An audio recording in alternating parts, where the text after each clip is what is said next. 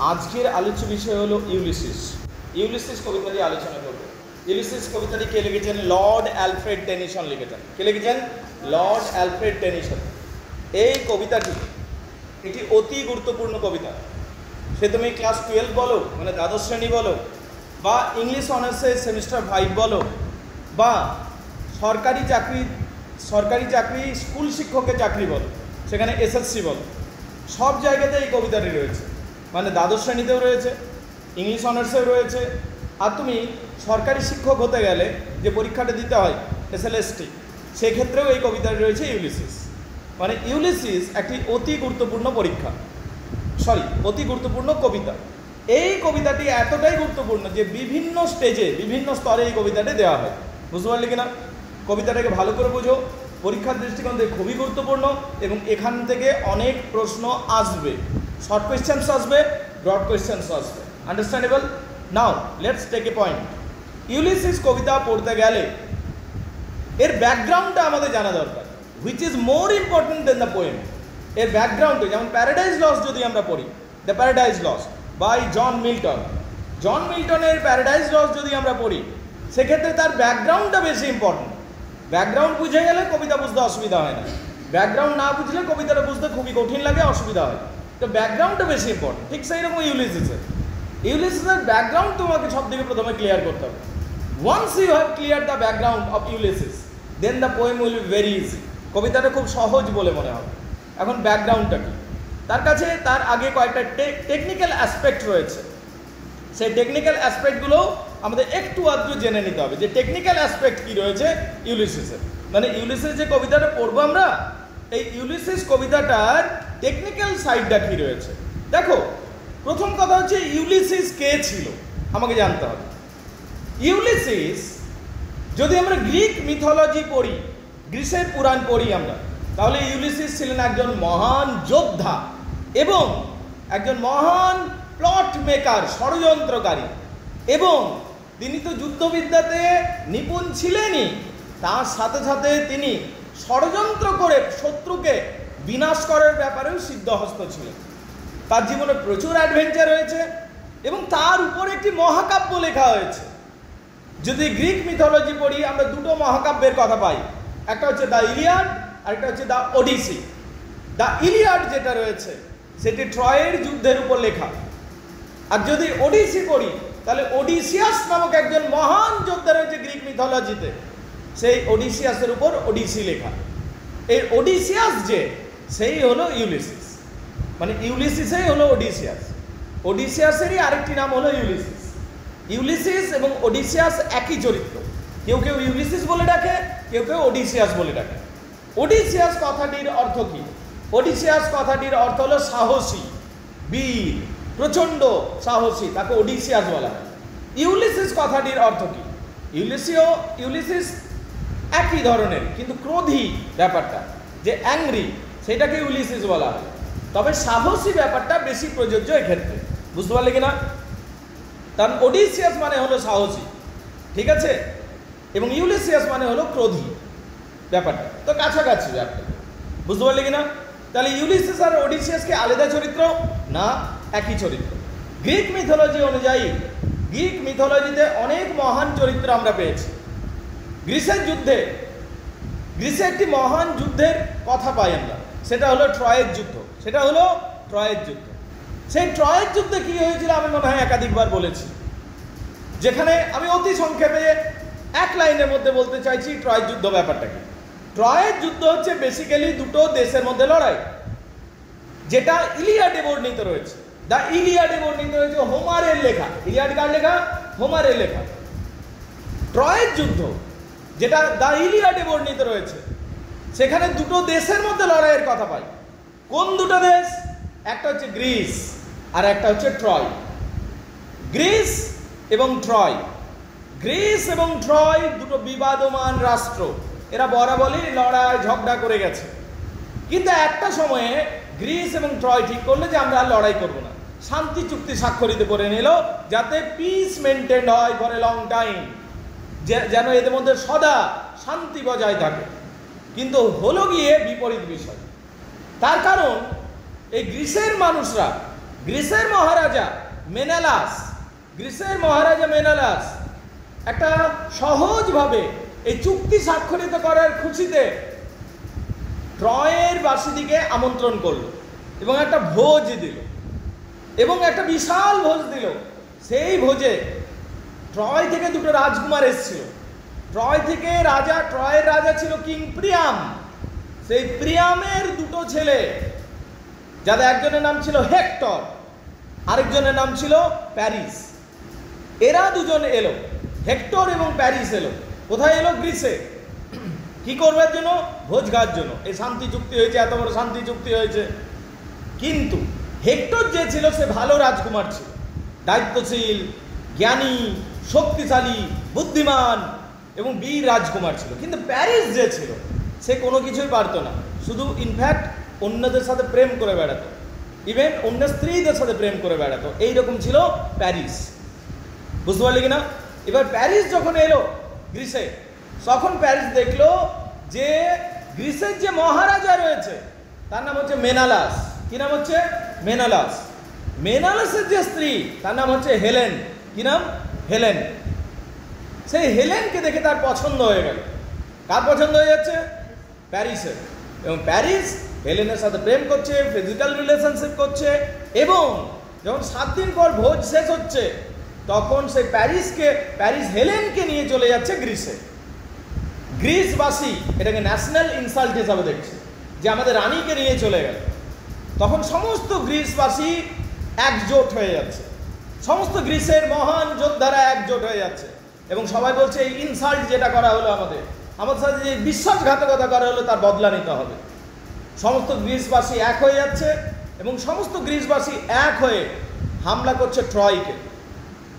ট্রয়ে যখন যাচ্ছে তখন সমস্ত গ্রিসের যোদ্ধারা যাচ্ছে, মহান মহান যোদ্ধা। কে কে যাচ্ছে? সে মহান মহান যোদ্ধাদের মধ্যে কে কে ছিল? অ্যাজেক্স ছিল, অ্যাকিলেস ছিল, অ্যাকিলেস ছিল সর্বশ্রেষ্ঠ যোদ্ধা। মেনালাস ছিল, যার স্ত্রী চলে গেছে। মেনালাসের দাদা ছিল অ্যাগামেমনন, ও ভয়ঙ্কর রকম যোদ্ধা অ্যাগামেমনন, এবং ও রাজাদের রাজা, সমস্ত গ্রিসের রাজাদের রাজা অ্যাগামেমনন, যার কথা সবাইকে শুনতে হবে, অ্যাকিলেসকেও শুনতে হবে। আর কে ছিল? ইউলিসিস ছিল বা ওডিসিয়াস ছিল, যার নিয়ে কবিতাটা। সেই ইউলিসিস বা ওডিসিয়াসও যাচ্ছে যুদ্ধ করবার জন্য। যখন ইউলিসিস বা ওডিসিয়াস যাচ্ছে, এরা সবাই লক্ষ লক্ষ গ্রিসের সেনাবাহিনী নিয়ে যাচ্ছে। কোথায় যাচ্ছে? ট্রয়কে গুড়ি করে দেওয়ার জন্য। কিন্তু ট্রয়েরও একটা খুব শক্তিশালী ব্যবস্থা ছিল। ট্রয় যে সাম্রাজ্যটা ছিল, রাজ্যটা ছিল, সেটা একটা বড় দেওয়াল দিয়ে ঘেরা ছিল, এবং এই দেওয়ালটি এতই শক্তপোক্ত এবং আধুনিক ছিল, বিজ্ঞানসম্মত ছিল সেই যুগে, যে দেওয়ালকে কেউ ভাঙতে পারবে না। ইভেন এমনকি তুমি দেওয়ালের সামনেও আসতে পারবে না। এই দেওয়ালটা এতটাই উন্নত মানের ছিল। শুধুমাত্র সেই দেওয়ালে একটা দরজা ছিল, ভেতর থেকে যদি কেউ দরজা খুলে দেয় তবেই শুধু সেই দেওয়ালের ভেতরে প্রবেশ করা যায়। ট্রয়বাসীর এই দেওয়ালটাই ছিল তাদের ডিফেন্স। গ্রিসের বড় বড় যোদ্ধারা এসে পৌঁছালো ট্রয়কে ধ্বংস করার জন্য। ট্রয়বাসীর সাথে লড়াই হলো সমুদ্র সৈকত, কারণ সমুদ্র পার করে আসতে হয়। সমুদ্র সৈকতে যখন লড়াই হলো, অ্যাকিলেস অসাধারণ লড়াই করলো, ইউলিসিস অসাধারণ লড়াই করলো, অ্যাজেক্স অসাধারণ লড়াই করলো, এবং সবাই প্রথম দিনেই ট্রয়ের সমুদ্র সৈকত জিতে নিয়েছিল। প্রথম দিনে ট্রয়ের সমুদ্র সৈকত জিতে নিয়েছিল। এই যে ট্রয়ের সমুদ্র সৈকত জিতে নিল, তখন কি হলো? তখন গ্রিসের যারা মানুষ রয়েছে, গ্রিসের যারা সৈনিক রয়েছে, তখন তাদের মধ্যে ওভার কনফিডেন্স চলে এসেছিল যে একদিনেই তো ট্রয়ের সমুদ্র সৈকত জিতে নিলাম, কালকে এই দেওয়াল ভেঙে দেবো আর পরশু এই ট্রয় নগরীকে ধ্বংস করে দেবো এবং উচিত শিক্ষা দিয়ে ঘর চলে যাবো। বুঝতে পারলে কিনা? এইটা এদের থিঙ্কিং হয়ে গেছে। এবং এই ওভার থিঙ্কিং থেকে, এই ওভার কনফিডেন্স থেকে এই গ্রিসবাসীদের নিজেদের মধ্যে লড়াই শুরু হয়ে গেল। গ্রিসের রাজাদের রাজা যে লিডার ছিল তার নাম ছিল অ্যাগামেমনন। কি নাম ছিল? অ্যাগামেমনন। কিন্তু গ্রিসের যে সর্বশ্রেষ্ঠ যোদ্ধা ছিল, এগুলো পরীক্ষায় আসবে বাই যাবে, আর এগুলো আমি রোজ বলবো না, যা শুনবে একবারই শুনে নাও, কেননা আমাদের কোর্স অনেক বড়, তো এখান থেকে কোয়েশ্চেন আসবে, ঠিক আছে? ইউলিসিস কবিতাতে এই প্রশ্নগুলো আসবে, ব্যাকগ্রাউন্ড থেকে কোয়েশ্চেন করে, বুঝতে পারলে কিনা? তো যাই হোক, এখন যেটা বলছি, এই যে ট্রয়ের যুদ্ধে আমরা দেখতে পেলাম যে গ্রিসবাসী ওভার কনফিডেন্স হয়ে গেল, গ্রিসের যোদ্ধারা, এবং তাদের নিজেদের মধ্যে ঝগড়া শুরু হয়ে গেল। অ্যাগামেমনন ছিল সমস্ত রাজাদের রাজা, কারণ অনেক রাজা অনেক সেনাপতি এসেছিল, তাদের সবার শ্রেষ্ঠ ছিল অ্যাগামেমনন। কে ছিল? অ্যাগামেমনন। অ্যাগামেমননের কথা সবাই শুনতে হবে, এইরকম ছিল অ্যাগামেমনন। কিন্তু অ্যাগামেমনন পছন্দ করতো না অ্যাকিলেসকে। কাকে পছন্দ করতো না? অ্যাকিলেসকে। এবার অ্যাকিলেস ছিল গ্রিসের মধ্যে সব থেকে মহান যোদ্ধা, রাজা ছিল না কিন্তু মহান যোদ্ধা ছিল অ্যাকিলেস, বুঝতে পারলে কিনা? এবং অ্যাকিলেস একটা দেবীর সন্তান ছিল, থেটিসের সন্তান ছিল। অ্যাকিলেস একটা দেবীর সন্তান ছিল, কিন্তু এই অ্যাকিলেসের সাথে অ্যাগামেমননের লড়াই হয়ে গেল। তখন অ্যাকিলেসকে শাস্তি দেওয়ার জন্য অ্যাগামেমনন বলল, আমি হলাম কিংয়ের কিং, সমস্ত রাজাদের রাজা, আমার কথা শুনতেই হবে অ্যাকিলেস, তুই মহান যোদ্ধা হলেও। অ্যাকিলেস বলল যে তোমাকে সম্মানের সাথে কথা বলা উচিত প্রত্যেকটা সৈনিকের সাথে, তার কারণ প্রত্যেকটা সৈনিক জীবন দিয়ে লড়াই করেছে এবং তাদের লড়াইয়ের জন্য তুমি জিতেছো আজকে সমুদ্র সৈকতটা, তো তোমার সম্মান দেওয়া উচিত। আমিও তোমার যদি একজন সৈনিক হয়, you should respect me and I will deliver you respect. কিন্তু অ্যাগামেমনন একটু অহংকারী ছিল। অ্যাগামেমনন মানতে চাইলো না যে একটা সাধারণ সৈনিককে আমাকে সম্মান দিতে হবে, হতে পারে ও বিরাট যোদ্ধা, কিন্তু ওটা আমি হলাম রাজা, রাজার সাথে ভালো করে কথা বলা উচিত, এটা মনে করতে লাগলো অ্যাগামেমনন। আর অন্যদিকে অ্যাকিলেস মনে করতে লাগলো যে আমাকে কেউ এইভাবে ডিকটেট করতে পারে না। তখন দুজনের মধ্যে লড়াই শুরু হয়ে গেল। অ্যাকিলেস তলোয়ারি বার করে নিয়েছিল অ্যাগামেমননকে শিরচ্ছেদ করবার জন্য, অ্যাগামেমননকে এখনই মেরে ফেলবো, কিন্তু শেষ পর্যন্ত গডেসরা আসছে, ঈশ্বর মানে গ্রিক মিথোলজি অনুযায়ী দেবতাদের রাজার নাম হলো জিউস, তার স্ত্রীর নাম হলো হেরা, যে প্রেমের দেবী তার নাম অ্যাফ্রোডিটি, যে জ্ঞানের দেবী তার নাম হচ্ছে এথেনা। তো উপর থেকে আমরা দেখতে পাচ্ছি অ্যাকিলেস যখন তরোয়াল বের করে নিয়েছে অ্যাগামেমননকে হত্যা করবার জন্য, তখন স্বর্গ থেকে নেমে আসছে এথেনা, এবং এথেনা বলছে অ্যাকিলেসকে ধরে নিচ্ছে, আটকে নিচ্ছে, এবং এথেনা বলছে যে হীরা বলেছে যে তোমরা নিজেদের মধ্যে লড়াই করো না, কারণ হেরা দেবী চাই যে তোমরা জিতো, নিজেদের মধ্যে লড়াই করলে তোমরা হেরে যাবে, বুঝতে পারলে কিনা?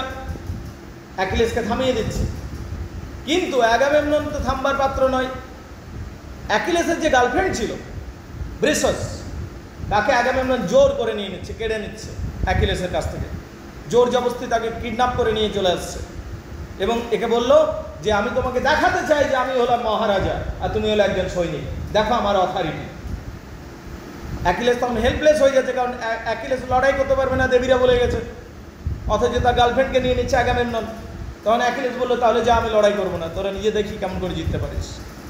অ্যাগামেমননকে একা ছেড়ে দিচ্ছে। অ্যাগামেমনন বলল তোর সাহায্য ছাড়াও আমরা জিততে পারবো, কারণ প্রথম দিনেই সমুদ্র সৈকত জিতে নিয়েছি, দ্বিতীয় দিনে দেয়াল ভেঙে দেবো, তৃতীয় দিনেই আমরা কি করবো, ট্রয় নগরী লুণ্ঠন করবো।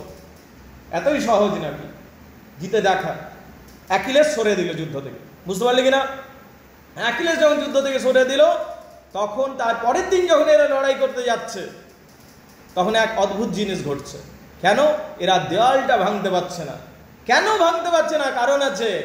অ্যাকিলেস কাঁদতে কাঁদতে চলে গেছিল সমুদ্রের ধারে, তার মা একজন দেবী, মনে রাখবে, অ্যাকিলেসের মা কে ছিল? দেবী। দেবীর নাম ছিল থেটিস। কি নাম ছিল? থেটিস। ওই থেটিস ছিল জিউসের বোন, সিস্টার ছিল। সেই থেটিস দেবী একবার জিউসকে বাঁচিয়েছিল।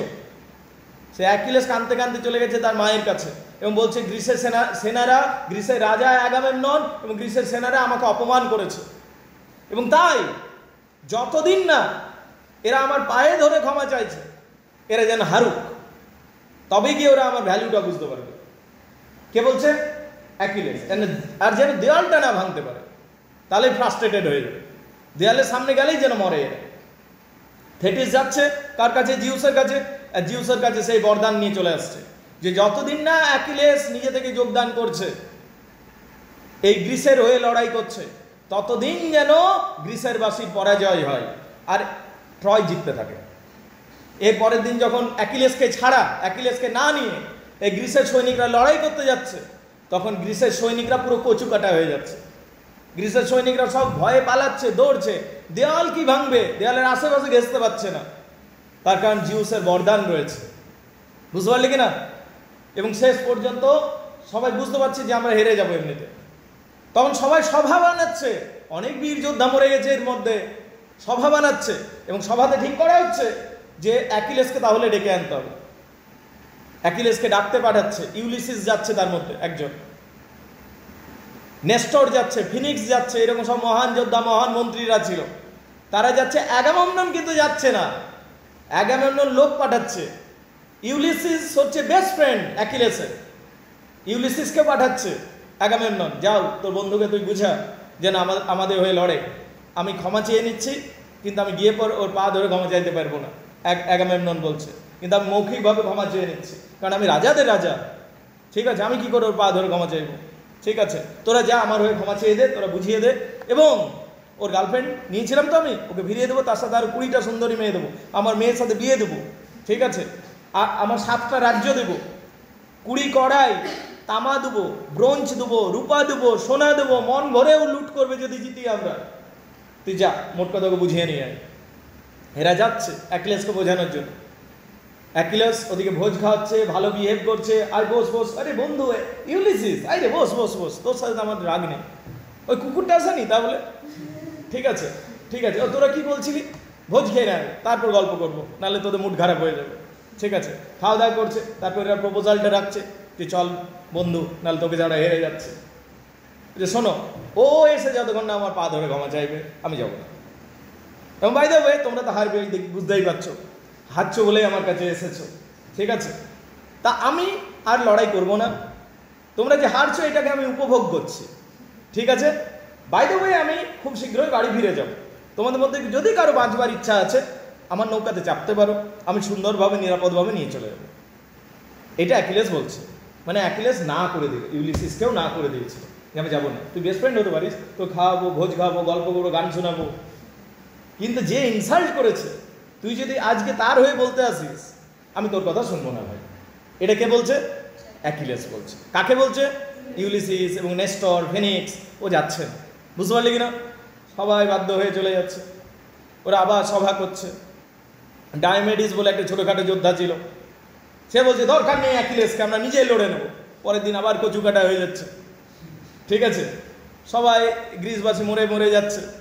এবার ট্রয়ের যোদ্ধারা জিতে যাচ্ছে, মানে খুবই করুণ পরিস্থিতি।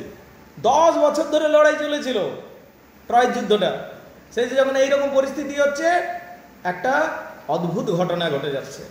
রাত্রিবেলাতে হামলা করে দিচ্ছে ট্রয়বাসী, যেটা নিয়ম ছিল না, এবং সেই রাত্রির হামলাতে গ্রিসের প্রচুর ক্ষয়ক্ষতি হয়ে যাচ্ছে, প্রায় ধ্বংস হওয়ার পরিস্থিতি। তার আবার প্লেগ রোগ হয়ে গেছে গ্রিসের লোকে, প্লেগ রোগ, ছোঁয়াচে রোগ, মরে যায়, ওষুধ ছিল না সেই যুগে। লোকে মনে করতো দেবতা রাগ করেছে তাই প্লেগ হচ্ছে, সূর্য দেবতা রাগ করেছিল সত্যি, তার জন্য প্লেগ রোগ দিয়ে দিয়েছিল। সূর্য দেবতার পুরোহিতের মেয়েকে এরা কিডন্যাপ করে নিয়েছিল প্রায় লোকজন, গ্রিসের লোকজন, এবং সেই জন্য পুরোহিতরা গিয়ে সূর্য দেবতার কাছে প্রে করেছিল যে আমার মেয়েকে কিডন্যাপ করে নিয়েছে। সূর্য দেবতা হ্যাঁ এত সাহস, দাঁড়া এদিকে প্লেগ রোগ দিয়ে দিচ্ছি। প্লেগ রোগ হয়ে অর্ধেক লোক মরে গেছে সৈনিক, মানে খুবই দুরাবস্থা। সেই সব সূর্য দেবতা খুশি করলো, পুরোহিতরাকে খুশি করলো, নিয়ে প্লেগ রোগ সারলো। প্লেগ রোগ সারলে কি হবে, তোর তো সৈনিকই নেই, লড়বি কিসে? যে কটা সৈনিক আছে তারা আবার সামনে যেতে ভয় পাচ্ছে। এরা গর্ত কেটেছে যাতে ওই দিক থেকে সৈন্যরা না চলে আসতে পারে। আবার এসেছিলে হামলা করার জন্য, এখন নিজে থেকে বাঁচানোর জন্য গর্ত খুঁড়ে রাখছিস, এই অবস্থা হয়েছে। কিন্তু রাত্রিবেলাতে হামলা করে দিল কে? হেক্টর, মানে ট্রয়ের যোদ্ধারা। সেই হামলাতে সব কিছু তছনছ হয়ে যাচ্ছে। অ্যাকিলেসের একটা ভাই ছিল যে অ্যাকিলেসের খুব প্রিয় ছিল, বুঝতে পারলে, যাকে অ্যাকিলেস ইনস্ট্রাকশন দিয়েছিল। অ্যাকিলেসের নিজের তো দল ছিল, সবাইকে ইনস্ট্রাকশন দিয়ে রেখেছিল যে কেউ লড়াই করতে যাবে না। তার ভাইয়ের নাম ছিল প্যাট্রিকিউলাস। সেই ভাই যখন দেখলো যে গ্রিসবাসীদের এইভাবে তছনছ করে দিচ্ছে ট্রয়ের সেনা, তখন অ্যাকিলেসের পোশাক পরে, অ্যাকিলেসের হেলমেট পরে, অ্যাকিলেসের ড্রেস পরে ও যুদ্ধ করতে চলে যাচ্ছে। আর সবাই তখন ভাবছে অ্যাকিলেস যুদ্ধ করতে চলে এসছে, কিন্তু অ্যাকিলেস আসেনি। অ্যাকিলেসের প্রিয় ভাই প্যাট্রিকিউলাস, যাকে অ্যাকিলেস যুদ্ধ শেখাতো, তার স্টাইলটাও ছিল অ্যাকিলেসের মতো, সে যুদ্ধ করতে চলে আসছে। বলে বুঝতে পারলে কিনা? যখন সে যুদ্ধ করতে চলে আসছে তখন কি হচ্ছে? তখন গ্রিক সৈনিকরা ভাবছে অ্যাকিলেস চলে এসছে, এবার আমরা জিতবো। লড়াই হচ্ছে হেক্টর ভার্সেস প্যাট্রিকিউলাস। সবাই ভাবছে হেক্টর ভার্সেস অ্যাকিলেস হচ্ছে, এবং হেক্টর মেরে ফেলছে প্যাট্রিকিউলাসকে। বুঝতে পারলি ব্যাপারটা কি হলো?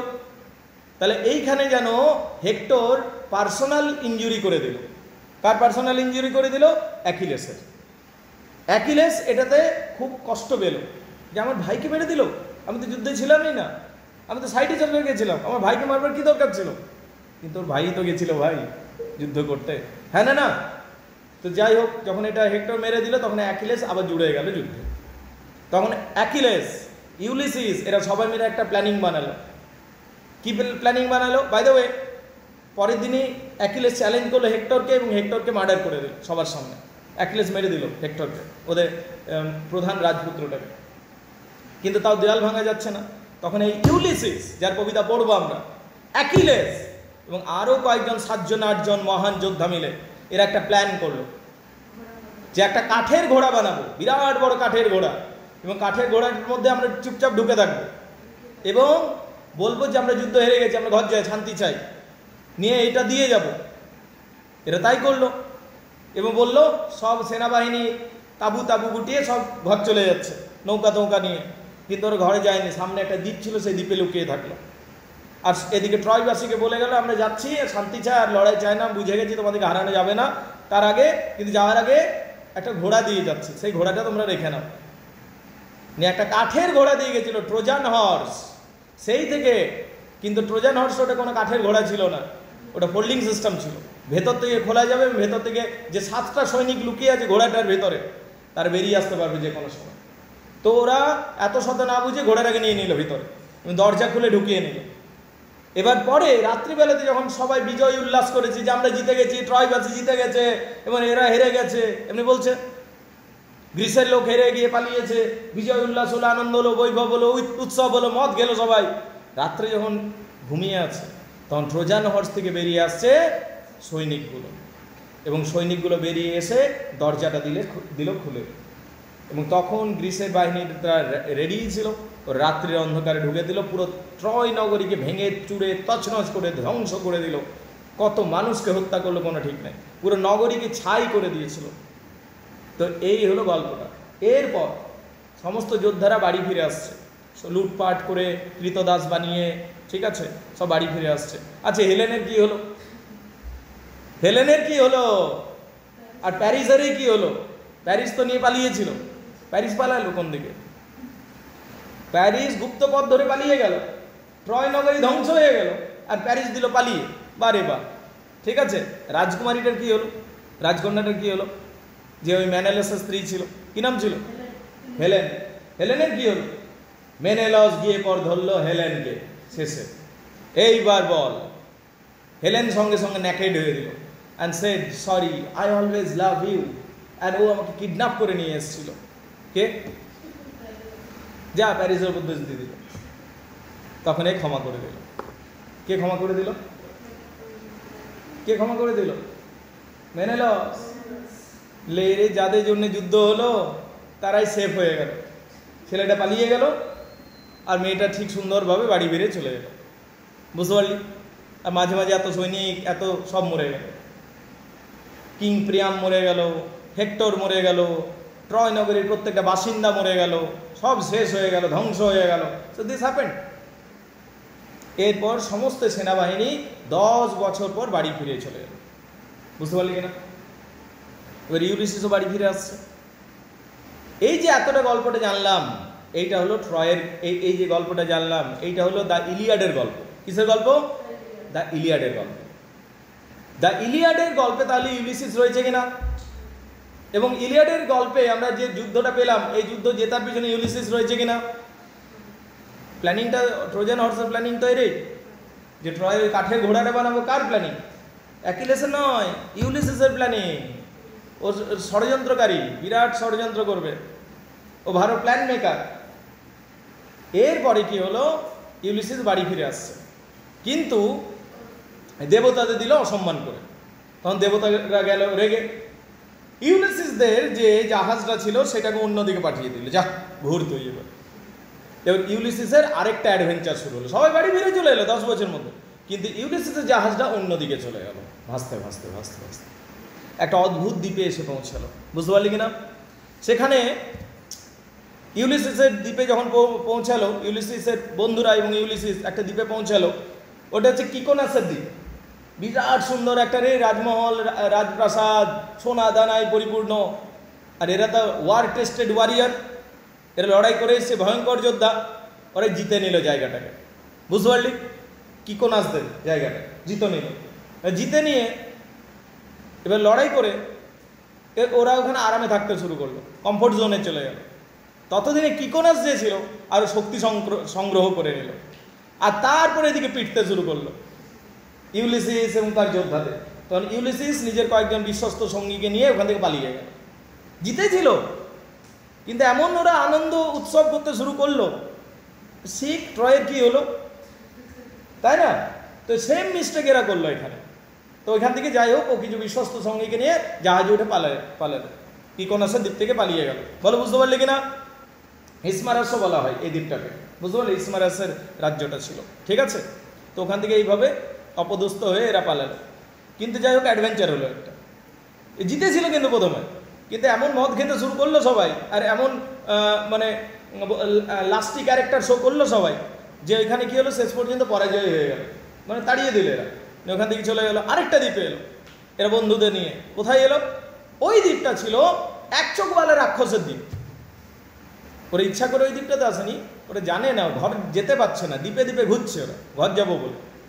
একটা দ্বীপে এলো, ওই দ্বীপটাতে একটা রাক্ষস রয়েছে, ওই রাক্ষসটার মুখের মাঝখানটাতে চোখ রয়েছে, এক চোখওয়ালা রাক্ষস। ওর নাম ছিল সাইক্লপস। সাইক্লপস দৈত্য ছিল, কিন্তু ও আবার দেবতার পুত্র, মানে বিরাট শক্তিশালী, নেপচুনের সন্তান সাইক্লপস, সমুদ্র দেবতা নেপচুনের সন্তান সাইক্লপস। ওর এক চোখওয়ালা রাক্ষস। ওই দ্বীপটাতে সাইক্লপসটা থাকে। তো এদের অনেক খিদে পেয়েছে, কার দ্বীপ আমি তো জানি না, এরা চলে এসছে সেই দ্বীপটাতে। সেই দ্বীপটাতে যখন এসছে, ওরা একটা গুহা দেখতে, বিশাল বড় গুহা, গুহার ভিতর ঢুকেছে, দেখছে পাত্রে পাত্রে বড় বড় পাত্রে খাবার রাখা আছে। খিদা তো পেয়েই ছিল, সব খাবার খেয়ে দাও। এরা সব খাবার খেয়ে দিল। কার খাবার বটে না বটে বুঝ, দেখে দে, খিদা পেয়েছে খেয়ে দে, যার বটে বটে ছাড়ে, যুদ্ধ করে নেবো পরে। তো এরা খেয়ে দিল খাবার টাবারগুলো, বুঝতে পারলি? ইউলিসিস এবং তার দলবলগুলো। কিছুক্ষণ পর কে এলো? সাইক্লপস। ওটা সাইক্লপসের গুহা ছিল, দৈত্যটা সাইক্লপস এসেছে। মনে পড়লো? আগের দিন ভিডিওটা দেখেছি, যে ভিডিওটা বানিয়েছি আমি, সেই সাইক্লপসের গুহাটাতে ঢুকে গেছে। তো সাইক্লপসের একটা চোখ ছিল, মনে আছে? তো সেই সাইক্লপস কি করলো, এদিকে ধরলো, নিয়ে একজন একজন করে খেয়ে নিচ্ছে সাইক্লপস। একদিনে খাবো না, আস্তে আস্তে খাবো, নাহলে একদিনে ভোজ শেষ করে দিলে রোজ কি খাবো? ওরা অনেকজন ছিল, সবাইকে ওখানে রেখে দিল গুহাটার মধ্যে। আর একটা বড় পাথর গুহাটার মুখটাতে আটকে দিল, দরজা। এটা ঠেলে ঠেলে ওটা সরাতে পারছে না, বুঝতে পারলি? এবার সাইক্লপস ঘুমায়, পরের দিন উঠে আরেকজনকে খায়, পরের দিন উঠে আরেকজনকে খায়। এবার ইউলিসিস দেখছে এমনি করে তো মরেই যাবো আমরা সবাই, রোজই কাউকে না কাউকে ধরে পুড়িয়ে খেয়ে দিচ্ছে। তখন ইউলিসিস ওর সাথে কথা বললো Cyclops, hey Cyclops, I have a complain, আমার একটা অভিযোগ আছে। আসছে, বলছি কি অভিযোগ? বলছি তুমি যেভাবে আমাদের খাচ্ছ সেটা দেখে আমার মায়া হচ্ছে। তুমি এত বাজেভাবে খাচ্ছ কেন আমাদেরকে? একটু ভালোভাবে খাও। আমাদের জাহাজে মশলা আছে, আঙ্গুর আছে, আমাদের মশলা দিয়ে রান্না করে খাও, দেখবে তোমার বেশ ভালো লাগবে খেতে। কে বলছে? ইউলিসিস। আমাদেরকে মশলা দিয়ে রান্না করে খাও, বেশি ভালো লাগবে, টেস্টি হবে। সাইক্লপস বলছে, হ্যাঁ সত্যি বলছিস? ঠিক আছে, দাঁড়া তাহলে যাচ্ছি, আমি নিয়ে আসছি। ও তোরা কি খুব চালাক ভেবেছিলি যে আমি তোদিকে পাঠাবো, তোরা জাহাজে নিয়ে চলে যাবি? আমি নিজে যাব, আমি দেখি মশলা আছে কিনা নিয়ে আসি, আঙ্গুর আছে কিনা নিয়ে আসি তোদের জাহাজ থেকে। যদি না পাই ইউলিসিস তোকে আগে খাবো, বুঝতে পারলি কিনা? এসে বললো ঠিক আছে ঠিক আছে যাও। নিয়ে সাইক্লপস গেল, যাওয়ার আগে দরজাটা বন্ধ করে দিয়ে গেল, এটা বার হওয়ার কোনো উপায় নেই, এবং জাহাজ থেকে সত্যি মশলা আঙ্গুর নিয়ে এলো। এরা বললো যে আঙ্গুর দে, ওকে বললে ইউলিসিস তুই ভালো বলেছিস, তোকে শেষে খাবো, ঠিক আছে তোকে এখন খাবো না, তুই বেঁচে নে কটা দিন এখন, ঠিক আছে। তারপর কি হলো, তার একটা বন্ধুকে ধরলো, মশলা দিয়ে রান্না করে খেয়ে দিল, বুঝতে পারলি কিনা? খুশি হলো। ততক্ষণে এরা আঙ্গুর দিয়ে রস বানিয়েছে, আঙ্গুরের রস দিয়ে মদ বানিয়েছে, এবং সাইক্লপসকে খাওয়ালো পুরো মদটা। মদ খাওয়ার পর পুরো যখন খেয়ে নিয়েছে মদ, ঠিক আছে, যখন পুরো মদ খেয়ে নিয়েছে, সাইক্লপস আর উঠতে পারছে না। তখন ইউলিসিস আর তার বন্ধুরা ওখানে একটা লোহা নিচ্ছে, গরম করছে, আর সাইক্লপসের চোখে ভরে দিচ্ছে। বুঝতে পারলি? সাইক্লপ মদের নেশাতে আছে, বেশি ধরতেও পারছে না, হাও মাও করে কাঁদছে, সাইক্লপ দরজা ঠেলে বার হচ্ছে, সেই সুযোগে এরাও বেরিয়ে যাচ্ছে। কিন্তু সাইক্লপস এমনি এমনি করে খুঁজছে। এবার সাইক্লপসের গুহাতে অনেকগুলো ভেড়া ছিল, ল্যাম্পস। সেই ল্যাম্পসগুলোর কে ইউলিসিস, বড় বড় ল্যাম্পস, ইউলিসিস এবং তার বন্ধুগুলো ল্যাম্পসগুলো ধরে ঝুলে যাচ্ছে, ল্যাম্পসগুলো বার হচ্ছে, ল্যাম্পসের মধ্যে দিয়ে এরা বেরিয়ে গেল। বুঝতে পারলি কিনা? এবার ইউলিসিস আর তার বন্ধুরা জাহাজে চেপে যাচ্ছে, নিয়ে সাইক্লপসের দিক থেকে পার হচ্ছে। বল বুঝতে পারলি কিনা? তাহলে এটা আরেকটা অ্যাডভেঞ্চার হলো। একটা অ্যাডভেঞ্চার ওইদিকে হলো, ওই যে একটা নতুন শহরে গেছিল, ঠিক আছে, ইসমারাসের শহরে, বা যেটাকে আমি বলছি কিকোনাসের শহরে গেছিল, ওখানে একটা অ্যাডভেঞ্চার হলো। এবার সাইক্লপসের অ্যাডভেঞ্চার হলো, নিয়ে আরেকটা দ্বীপে এসে পৌঁছালো। ওই দ্বীপটা কি? ওই দ্বীপটা হলো লোটাস ফ্রুটের দ্বীপ। ওই জায়গাতে বড় বড় ফল রয়েছে, পদ্ম ফুল নয় কিন্তু, খাবার ফল, লোটাস। লোটাস মানে পদ্ম ফুল বুঝি, কিন্তু লোটাস ফ্রুট রয়েছে। ওই ফলটা মানে কেউ যদি খায় সে রিল্যাক্স হয়ে যাবে, আমি মহারাজা, আমার কাজ করার দরকার নেই, আমি এই বেশ ভালো আছি, ঠিক আছে, গান শুরু করে দেবে। বুঝতে পারলি? ও রিল্যাক্স হয়ে পড়ে দেবে। এইটা হচ্ছে ব্যাপার। আমরা দেখতে পাচ্ছি ইউলিসিস সব বন্ধুগুলো খেয়ে নিল। আজকের যুগে বা আধুনিক যুগে ওটাকে ড্রাগ বলা হয়। বুঝতে পারলে? আজকের যুগে বা আধুনিক যুগে সেটাই কি বলা হয়? ড্রাগ বলা হয়। বুঝতে পারলে কিনা? তো এইটা দেখলাম যে ওর সব বন্ধুরা খেয়ে নিয়েছে, নেশা করে পড়ে আছে। ইউলিসিস তখন সবাইকে পিটাতে শুরু করলো, চল উঠ জাহাজে, পিটিয়ে পিটিয়ে জাহাজে উঠালো। কিছুদিনের মধ্যে ডিসিপ্লিনটা নিয়ে চলে এলো, আবার একটা নতুন দ্বীপে গেল। তাহলে এটা লোটাস ফ্রুটের দ্বীপের অ্যাডভেঞ্চার হলো। বলো বুঝতে পারলে কিনা? হ্যাঁ না?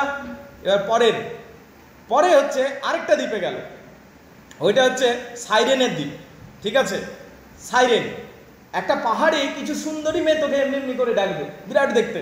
ঠিক আছে, এবার ধর সৌভিক যদি হয়, সৌভিক চলে যাবে।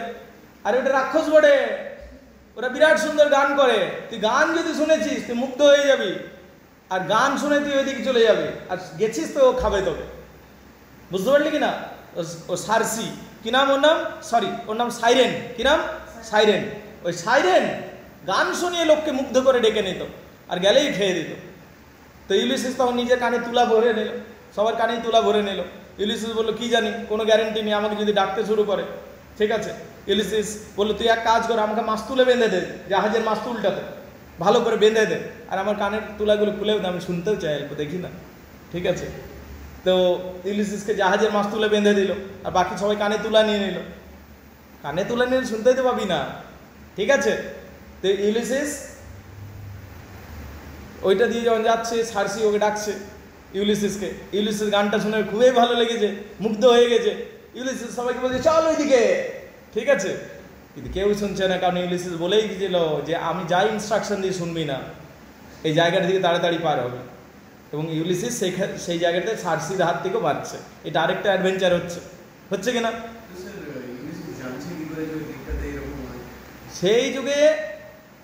সেই যুগে কিছু কিছু কুখ্যাত জায়গা ছিল, তো সেই জায়গাগুলোর নাম সবাই জানতো, কিন্তু এইগুলো জানতো না। এই যে সাইক্লপস, লোটাস ফ্রুট, ওখানে গিয়ে অভিজ্ঞতা সঞ্চয় করে বুঝলো যে এমনি বটাই জিনিসটা। বুঝতে পারলি কিনা? কিন্তু সাইরেনের ব্যাপারটা সবাই জানতো, সাইরেনের ব্যাপারটা। তো সাইরেনের ব্যাপারটা পার হলো। এরপরে আরেকটা জায়গা আছে, যে জায়গাটা হচ্ছে একদিকে শিলা, ঠিক আছে, আর একদিকে হচ্ছে ক্যারিবডাস। এটা কি? সমুদ্র। একদিকটাতে গোল গোল ঘূর্ণিঝড় আসবে, তবু ভেলপুল হবে, একদম টেনে নেবে তো জাহাজটাকে, একদম সমুদ্রের ভিতরে নিয়ে চলে যাবে।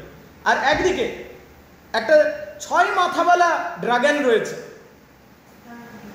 তোকে এর মাঝখান দিয়ে যেতে হবে। তুই এবার চুজ কর কোন রাস্তায় যাবি। যদি আমি বলি, তোমাকে বলি মাই ডিয়ার, তুমি যদি ইউলিসিসের জায়গায় থাকতে, তাহলে তুমি কোন রাস্তায় যেতে? একটা হচ্ছে হুয়েলপুল, আর একদিন 6 মাথাওয়ালা রাক্ষস, মানে 6 মাথাওয়ালা ড্রাগন। ঠিক আছে, যে হুয়েলপুলটা হচ্ছে ওটা হচ্ছে শিলা, আর যেটা হচ্ছে ক্যারিবডাস। বুঝতে পারলে কিনা? তো তুমি কার কাছে যেতে, কোন রাস্তা দিয়ে যেতে? ইউলিসিস যেটা ঠিক করলো সেটা হচ্ছে 6 মাথাওয়ালা ড্রাগনের রাস্তা দিয়ে যাবে, কারণ ম্যাক্সিমাম ও 6টাই তো মুখ, 6 জনকেই খাবে, বাকিগুলো তো বাঁচবো। আর যদি ওইটা দিয়ে যাই গোল গোল গোল গোল যেটা ওয়েলপুল হচ্ছে, সবাই তো মরে যাবে, হ্যাঁ না? তো ওইখানে 6টা বন্ধু মরলো, কিন্তু মরলো, ড্রাগনটাকে মারতে পারবি কি কোনো? ওইখান থেকে পার হলো, ঠিক আছে। আরেকটা দ্বীপে পৌঁছালো, ওটা একটা জাদুগর্ণির দ্বীপ, ও বিরাট জাদু ম্যাজিক জানে। নতুন দ্বীপে এসে পৌঁছালো, ওর একটা বন্ধু যাচ্ছে, ওখানে সুন্দর দ্বীপ, জল আছে, একটা মহল দেখা যাচ্ছে বিরাট। যেই বন্ধুটা যাচ্ছে আর আসছে না, যেই বন্ধুটা যাচ্ছে আসছে না, যেই বন্ধু যাচ্ছে আসছে না। তো সব বন্ধুগুলো চলে এলো, কেউই আসছে না। কি এমন ভিতরে ভোজ চলছে রে ভাই, ঠিক আছে, যে কেউই আসছে না। তখন ইউলিসিস যখন যাচ্ছে, তখন কি হচ্ছে, ইউলিসিসে যেতে শুরু করলো ওই রাস্তা দিয়ে। তখন একটা দেবতা চলে এলো, কারণ দেবতার খুব প্রিয় পাত্র ছিল। ওই যেখানে একটা জাদুঘর নিয়ে আছে, তুমি যদি যাও তোমার বন্ধুদের মতো হাল হবে। বলছে আমার বন্ধুদের কি হয়েছে? বলছে তোমাদের বন্ধুদেরকে শূকর বানিয়ে রেখেছে ও, সবাইকে, ছাগল, ভেড়া, কুকুর, শূকর, ঠিক আছে। তো চলো তোমাকে একটা বরদান দিচ্ছি যে তোমার উপর কোনো ম্যাজিক কাজ করবে না, যাও এবার যাও। তো ইউলিসিস যাচ্ছে, মহলটা সামনে দেখছে অনেক ভেড়া, কুকুর, ছাগল, ঠিক আছে, শূকর এইদিকে দৌড়াদৌড়ি করছে, ঠিক আছে। ও চলে গেল সোজা ভেতরে। একটা সুন্দরী মেয়ে, বিরাটই সুন্দরী, ক্যাটরিনা কাইফ, বুঝতে পারলি রিয়া, ঠিক আছে। তো সেই সুন্দরী মেয়েটা তারপর ম্যাজিক করছে, ম্যাজিকটা লাগছেই না। ও তখন ভাবছি এ তো আমার থেকে বড় ম্যাজিশিয়ান। ওই মেয়েটা ইমপ্রেসড হয়ে গেল, নিয়ে ওকে বসতে দিল, ওর সাথে কথা বললো। ইউলিসিস বসলো, ইউলিসিসের সাথে ওর আলোচনা হলো, গল্প হলো, নিয়ে প্রেম হয়ে গেল। নিয়ে ইউলিসিস ওর সাথে প্রেম করলো, ওইখানে থাকলো, ওকে বিয়ে করে নিল Ulysses. The girl got pregnant, she got pregnancy by Ulysses হলো। এবার ইউলিসিস একদিন সুযোগ বুঝিয়ে ওর যে জাদুদণ্ডটা ভেঙে দিল, বন্ধুগুলোকে ভালো বাঁচিয়ে নিল, মানুষ করে নিল, আর জাহাজে পালিয়ে গেল ইউলিসিস। কি রে বলে। আচ্ছা, তারপর আরেকটা দ্বীপে যাবে ইউলিসিস। তো ইউলিসিস যে দ্বীপে যাচ্ছে, এইবারে কি হচ্ছে, ওর এইভাবে সারা জীবনটায় পার হচ্ছে, সময় তো যাচ্ছে। এবারে ওর জাহাজটা গেল ডুবে আরেকটা দ্বীপে যেতে গিয়ে। এবার কে কোন দিকে চলে গেল ও বুঝতে পারছে না। ও ভাসতে ভাসতে একটা দ্বীপে এসে উঠলো, একটা রাজকুমারী, সুন্দরী রাজকুমারী তাকে পেলো। ওই শক্তিশালী দেহ, শক্তিশালী যোদ্ধা রাজকুমারী পছন্দ হয়ে গেল। বলছি তুমি কে? ও বুঝতে পারছে না আমি কে, ও গজনি হয়ে গেছে পুরো, ওর মনে পড়ছে না আমি কে, ঠিক আছে। তখন রাজকুমারী বললে কে আমি বিয়ে করবো, তাহলে দেখতেও হ্যান্ডসাম আছে, ভালো শক্তিশালী আছে, বিরাট স্কিল্ডও বটে, যুদ্ধবিদ্যা জানে, কিন্তু আমি কে ভুলে গেছি, বুঝতে পারলি কিনা। বিয়ের দিন একটা মিউজিক্যাল ইনস্ট্রুমেন্ট বাজাচ্ছে একজন মিউজিশিয়ান, ওইটা শুনে ওর মনে পড়ে গেছে যে আমি ইউলিসিস, আমি ইথাকার রাজপুত্র, ইথাকার রাজা, আমার স্ত্রী আছে, স্ত্রীর নাম হচ্ছে পেনিলোপি, আমার ছেলে আছে, ছেলের নাম টেলিম্যাকিউস, 10 বছর আমি ট্রয় যুদ্ধ করেছি, 10 বছর আমি ঘুরছি, 20 বছর পার হয়ে গেছে, না না আমার ঘর যেতে হবে, এখানে আমি বিয়ে করে এখানে থাকতে পারবো না। কে বলছে? ইউলিসিস ওই জায়গা ছেড়ে চলে যাচ্ছে। যখন ঘর ফিরে আসছে তখন দেখছে বিশাল ঝামেলা চলছে। কি? ও ছদ্মবেশে ঘর ফিরছে, দেখছে ও রানী সিংহাসনে বসে আছে, আর সব রাজসভাসদরা রানীকে প্রেসারাইজ করছে যে আমাকে বিয়ে কর, আমাকে বিয়ে কর। রানীকে বলছে পুরো ইউলিসিস ফিরে আসবে না, আমাদের মধ্যে কাউকে সিলেক্ট কর, রাজা বানা। রানী কাউকে বিয়ে করতে চায় না, বলছে না ইউলিসিস ফিরে আসবে, ঠিক আছে। রানী পুরো লয়েল, পেনিলোপি, বুঝতে পারলে রানীটার নাম কি? পেনিলোপি। তখন রানীটা এদিকে এসকেপ করার জন্য বলছে তাহলে তুমি যে আমাকে বিয়ে করবে, আমি ইউলিসিসের রানী, ইউলিসিসের মতো কোয়ালিটি বানাও। বলছে ঠিক আছে, আমাদের সবারই ইউলিসিসের মতো কোয়ালিটি আছে। বলছে ঠিক আছে, এই তীর ধনুক যেটা রয়েছে এটাকে তীর ধনুকের ছিলাটাকে পরাও, ওই যে দড়িটা, এবং ওখানে 7টা রিং রয়েছে, সেটার মধ্যে দিয়ে লক্ষ্যভেদ করো, তাহলে আমাকে বিয়ে করতে পারবে। কেউ তীর ধনুকটা চালাতেই পরাতেই পারছে না, সব যোদ্ধাগুলো হাসির খোরাকে পরিণত হচ্ছে। তখন কেউ পারলো না, তখন বলছে এটা কেউই পারবে না, আমাদেরকে তুমি বিয়ে না করার জন্য এইরকম ফন্দি এঁটেছো। সবাই বলতে শুরু করলো। বলছে তোমরা পারবে না বলে কেউ পারবে না তা তো নয়, এখানে অনেক জনতা আছে, সবার জন্য আমি অফারটা ওপেনিং রাখছি, কেউ যদি এটা পারে। তখন ওই ভিক্ষুক সেজে চলে এসেছিল ইউলিসিস, ইউলিসিস বেগার সেজে এসেছিল, বলে আমি কি চেষ্টা করবো একবার? সবাই হো হো করে হাসছে। ইউলিসিস ওই তীর ধনুকটা পরাচ্ছে, লক্ষ্যভেদ করে দিচ্ছে, আর সবার সামনে নিজেকে এক্সপোজ, আই অ্যাম ইউলিসিস। আর কে রে? আমার স্ত্রীকে বিয়ে করবো বলছিলি, সবকে পিটাতে শুরু করছে, ঠিক আছে। এবং ইউলিসিস নিজের বাড়িতে ফিরে আসছে। তার ছেলের 20 বছর বয়স, এখন একদম চাইল্ড অবস্থায় ছেলে গেছিল, আজকে 20 বছর পর ফিরে এসছে, 20-21 বছর ছেলে, টেলিম্যাকিউস নাম, বুঝতে পারলে কিনা। এইবারে ইউলিসিস, কিন্তু পেনিলোপির এখন অল্প ডাউট আছে এটা ইউলিসিস বটে তো। এবার যখন বিছানাটা আছে ওদের বেডরুমটা, ওখানে বলছে এই বেডরুমটা খুলে দেখাও তো, মানে ওই যে বেডটা বিছানাটা এটা খুলে দেখাও তো। ওটা যে কেউ হলে তুলতে পারতো না, তুলে দেখাতে হবে, কারণ একটা জীবন্ত অলিভ গাছ ছিল ওদের বিছানার একটা ডান্ডা, 4টা ডান্ডা থাকে, একটা জীবন্ত অলিভ গাছ, ওটা ইউলিসিস নিজে বানিয়েছিল। তো ইউলিসিস যখন এটা তুলে দেখাতে পারলো, আরে গাছটা মাটি দিকে আটকে কি কেমন করে তুলবি? একটা গাছ, একটা তোর পালঙ্কের ডাঁট যদি সত্যিকারের গাছ হয়, পালঙ্কটা তুলবি কেমন করে? বুঝতে পারলি কি না? কিন্তু ইউলিসিস জানতো। তো ইউলিসিস যখন এই ব্যাপারটা পুরো বলে দিল, তখন বুঝতে পারলো হ্যাঁ এটাই রিয়েল ইউলিসিস। তখন আর কোনো ডাউট থাকলো না। এরপরে ইউলিসিস হলো রাজা, পেনিলোপি হলো রানী। কিন্তু হলো বিরাটই ঝামেলা। ইউলিসিস আর পছন্দ হচ্ছে না নিজের রাজ্য, এতদিন আমি অ্যাডভেঞ্চার করেছি, এবার অলস রাজা হয়ে বউয়ের পাশে বসে থাক, ঠিক আছে। আর গ্রিসের আইনগুলো অদ্ভুত, বড় লোকেদের জন্য আলাদা আইন, ধনীদের জন্য আলাদা আইন, গরিবদের জন্য আলাদা আইন। আর ও তো একটা স্পোর্টস পার্সন, অ্যাডভেঞ্চারাস পার্সন, এবার অলস রাজা হয়ে বসে থাকো, আগুন পুহাও, বউয়ের সাথে গল্প করো। ওর বিরাটই বিরক্তি লাগছে। কার বিরক্তি লাগছে? ইউলিসিসের। ও বলছে এটা আমার এই লাইফস্টাইলটা আমার জন্য মানানসই নয়, আমি কোথায় অ্যাডভেঞ্চার, লোকগুলোকে আমার পছন্দ নয়। আমরা ছিলাম না সব বীরগুলোকে নিয়ে চলে গেছিলাম, যে নতুন জেনারেশনটা হচ্ছে কেউ বীর হয়নি, সবাই লেজি হয়ে গেছে, কেউ বীর পূজা করতে জানে না, কেউ হিরোইজম বোঝে না, সবাই শুধু বোঝে ভোজ খাওয়াবো ভোজ খাবো, ঠিক আছে, নিজের সংগ্রহ করবো, ধনী হবো, এমনি হয়ে গেছে।